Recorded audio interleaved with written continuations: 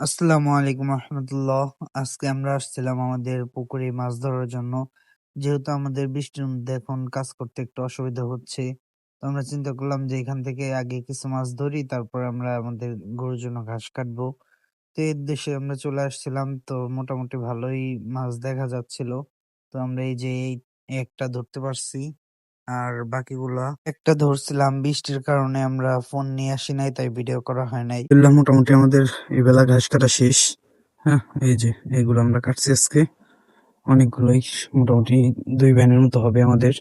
তো যেহেতু আমাদের চপার মেশিন নাই, আমরা আগের একটা ভিডিওতে বলছি, এই জন্য আমাদের ঘাস একটু বেশি প্রয়োজন হয়।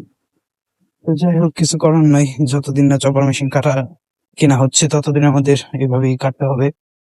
আর আর একদিন মোটামুটি আমরা এই জমিতে ঘাস কাটতে পারবো।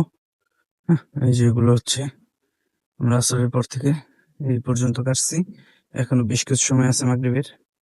আর এই যে এটা হচ্ছে আমাদের আরেকটা ঘাসের জমি। হ্যাঁ, আর এখানেও কিছু ছিল, এখান থেকে আমরা কেটে নিচ্ছি কিছুদিন আগে ইনশাল্লাহ। তো আমরা এগুলো এখন রেখে দিচ্ছি, সকালে ভোরবেলা আমরা এগুলো উঠাই ফেলবো ইনশাল্লাহ।